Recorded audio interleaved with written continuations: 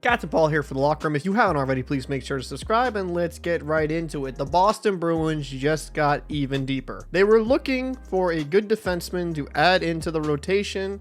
It's some quality depth, and with this trade, they truly did get it. This was a 3-team trade between the Washington Capitals, Boston Bruins, and the Minnesota Wild. What did the Washington Capitals get? They ended up getting Craig Smith, a 2023 first-round pick from Boston, 2024 third-round pick from Boston, a 2025 second-round pick for Boston. The Wild retained $2.55 million of Orlov's contract for Boston's 2023 fifth-round pick, and the Bruins end up getting 3 players. They get a very solid bottom-6 player in Garnet Hathaway, the signing rights to Andrei Svetlakov, and of course, the defenseman Dmitry Orlov. This was a fantastic trade by Don Sweeney. I know Don Sweeney gets roasted in the Bruins fandom. He's made some poor draft picks. I know we could beat a dead horse about Don Sweeney and some of the miscues, but I have to give him credit. He is very good at the trade deadline, and he brings in a lot of high quality players. Let's talk about the impact guys that will affect the Boston Bruins right now. Let's start with a guy that's a little bit underappreciation. He is a New Englander. He is from Kennebunkport, Maine. So he's coming back home. And Garnet Hathaway, in 59 games played, has 9 goals, 7 assists for 16 points. He isn't going to blow you away offensively, but his defensive metrics are awesome. He's in the top 90% in the league when it comes to defense as a forward. He's going to hit.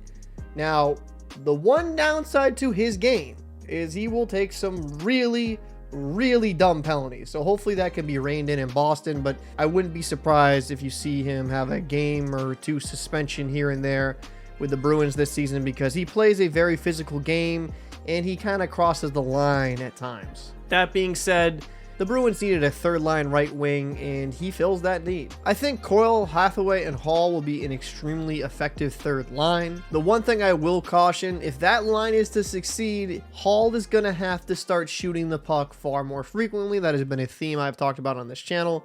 But for a third line right wing, hey, I can't complain. Let's get into the big fish. Dmitry Orlov. If you have watched hockey for a while, Orlov has always been a higher end defenseman. He's been a number 1, number 2 for Washington for a very long time. I would say he's an extremely effective defenseman. While he's only 5'11", he's very strong in his skates, very good in his own end, and is a very good puck mover. In 43 games played, 3 goals, 16 assists for 19 points with a +2. He was averaging 22 minutes and 43 seconds time on ice. The Bruins' depth is insane on the back end, and you didn't have to give up any defensive pieces. You kind of were able to retain Connor Clifton. He was rumored to be possibly moved in a deal, but they ended up keeping him. Yeah, Zaboral's still around, so I'm not necessarily sure what they're going to do. But if you look at the Bruins and you look at what they have fourth right here on the D-core, I just gotta say, this is probably the deepest D-core I've seen from Boston in a very long time. You have Grzelcyk, McAvoy, Lindholm, Carlo, Forbort, Clifton, and now Orlov. I'm not sure what they're going to do with Zaboral, but putting him to the side, you have 7 bona fide NHL D-men on your roster. That is amazing. And it will hopefully allow the Bruins to have depth, so if an injury does happen, a guy can just jump in and be effective. Now, how are they going to make this work?